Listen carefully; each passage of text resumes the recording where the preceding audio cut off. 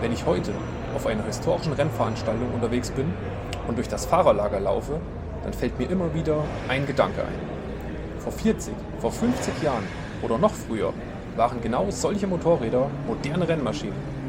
Damals hätte wahrscheinlich niemand gedacht, dass sie Jahrzehnte später noch auf Rennstrecken bewegt werden. Und deshalb frage ich mich heute, werden wir in 30 oder 40 Jahren die heutigen MotoGP-Motorräder, Superbikes oder Moto2 und Moto3-Maschinen auf Klassikrennen sehen? Oder endet diese Entwicklung irgendwann?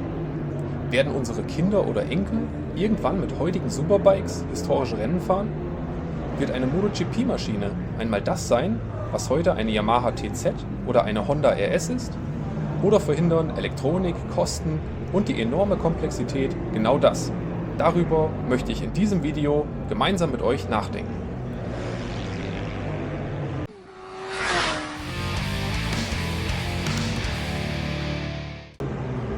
War eine Yamaha YZR oder TZ früher genauso revolutionär wie heute eine MotoGP-Maschine?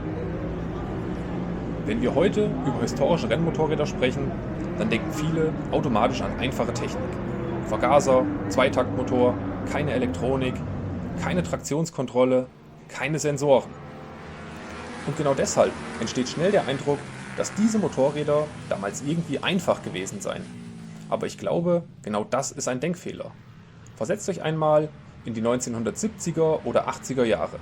Ein junger Rennfahrer steht in einem Showroom und sieht dort eine TZ 250 oder eine Honda RS 250 Rennmaschine. Für ihn war das damals Spitzentechnik. Das war Zukunft. Das war Hightech.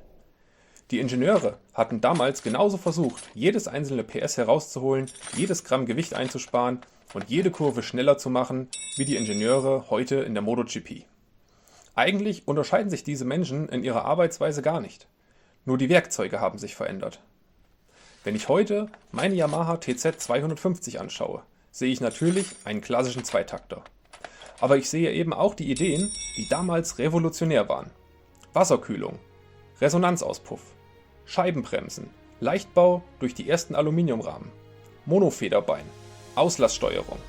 Das war damals nichts Selbstverständliches. Und vielleicht machen wir heute genau denselben Fehler, den viele damals gemacht haben. Wir glauben nämlich, dass die heutigen Superbikes oder MotoGP-Motorräder einfach nur moderne Motorräder sind. Aber vielleicht stehen genau diese Maschinen in 40 Jahren im Fahrerlager einer Klassikveranstaltung. Vielleicht diskutieren dann Menschen darüber, ob eine Yamaha M1 oder Honda RC noch original ist oder ob jemand ein anderes Steuergerät eingebaut hat.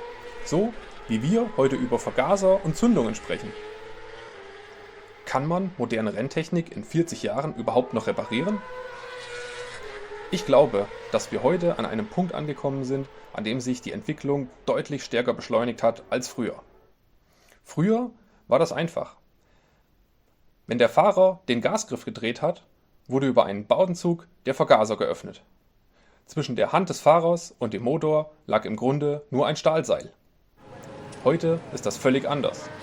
Der Gasgriff bewegt die Drosselklappe teilweise gar nicht mehr direkt. Er sendet lediglich ein elektrisches Signal an das Motorsteuergerät.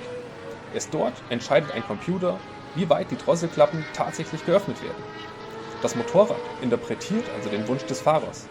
Allein dieser Unterschied zeigt schon, wie weit wir gekommen sind. Und dann kommt noch die sogenannte IMU dazu. Ein elektronischer Sechsachsensensor im Motorrad, der Schräglage, Beschleunigung und Drehbewegungen in Echtzeit misst.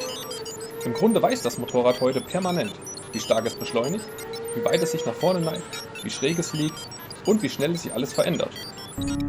Meine Yamaha TZ oder RD hingegen merken davon gar nichts. Das Motorrad weiß nicht, dass ich in Schräglage bin. Es weiß nicht, ob es regnet. Es weiß nicht, ob das Hinterrad rutscht. Das muss alles der Fahrer spüren. Ein MotoGP-Motorrad dagegen misst praktisch alles und permanent in Echtzeit. Und genau deshalb frage ich mich, wird man so ein System in 40 Jahren überhaupt noch reparieren können? Wem werden die heutigen Rennmotorräder später einmal gehören? Schauen wir uns einmal an, warum wir heute überhaupt historische Rennmotorräder fahren können. Viele dieser Motorräder haben ein zweites Leben bekommen. Erst Werks- oder Kundenteam-Motorrad, dann Privatfahrer, dann Sammler, dann Restaurierung, dann Classic Racing. Genau dadurch existieren sie überhaupt noch. Aber passiert das auch mit einer MotoGP-Maschine? Was passiert mit ihr nach der Saison? Zurück ins Werk, an ein Kundenteam, ins Museum, zu einem Sammler, zerlegt, Ersatzteillager oder wird sie sogar verschrottet? Wie viele davon werden überhaupt in private Hände gelangen? Schon heute sieht man historische WM- und Werksrennmaschinen fast ausschließlich auf ausgewählten Präsentationsläufen und so gut wie nie in wirklichen Wettbewerben. Wer würde eigentlich eine ausgediente MotoGP-Maschine kaufen und fahrbereit halten können? Wenn ein Vergaser verschmutzt ist, kann ich ihn zerlegen und reinigen. Wenn eine Dichtung kaputt ist, bekomme ich meistens Ersatz. Was passiert mit einem Steuergerät? Ich kann das Gehäuse öffnen, aber dann Halbleiter, Mikroprozessor, Software, Firmware, Protokolle, CAN-Bus. Vielleicht funktioniert die Hardware noch, aber die Software startet nicht mehr. Vielleicht wird der Restaurator in der Zukunft weniger Mechaniker sein, sondern gleichzeitig Informatiker. Vielleicht entwickeln Menschen neue Steuergeräte. Vielleicht wird genau das die neue Form des Restaurierens. Ich glaube nicht, dass zukünftige Schrauber weniger können. Sie werden einfach auch andere Dinge können müssen. Früher Vergaser und Zündung einstellen, Steuerzeiten messen. Heute Laptop, Software, Sensorik, CAN-Bus, Programmierung. Vielleicht gehört Löten und Programmieren in Zukunft genauso selbstverständlich dazu wie heute das Einstellen eines Vergasers. Sind heutige MotoGP-Motorräder und Superbikes für Privatfahrer überhaupt noch beherrschbar? Stellt euch einmal Folgendes vor. Ihr bekommt morgen eine originale MotoGP-Maschine geschenkt. Nicht als Modell, sondern fahrbereit. Würdet ihr euch wirklich trauen, damit auf der Rennstrecke einen Wettbewerb zu fahren? 300 PS, Carbonbremsen, Ride-Height-Device, Winglets, verschiedene Reifen, Kosten. Ich glaube, da hätte jeder Respekt. Nicht weil Hobbyfahrer schlecht fahren, sondern weil diese Motorräder inzwischen auf einem Niveau angekommen sind, das selbst Profis bis an ihre Grenzen bringt. Kann ein ambitionierter Hobbyfahrer so etwas überhaupt beherrschen? Ehrlich gesagt, weiß ich die generellen Antworten nicht. Aber genau das macht die Fragen so spannend. Ich persönlich glaube, dass Superbikes, Supersport und vielleicht Moto3-Maschinen eine große Zukunft im Classic Racing haben. Bei Moto2 und MotoGP-Maschinen bin ich skeptisch. Nicht unbedingt wegen der Leistung, sondern wegen der Elektronik, der Software, den Kosten, der Exklusivität. Schon heute ist es fast unmöglich, Ersatzteile für historische Werksrennmaschinen wie die Yamaha YZR 250 oder die Honda NSR 500 zu finden. Wie wird es in 30 Jahren bei einer Yamaha M1 oder Ducati Desmo 16 aussehen? Diese Yamaha war einmal ein modernes Rennmotorrad. Niemand hätte damals gedacht, dass sie Jahrzehnte später noch auf Rennstrecken bewegt wird.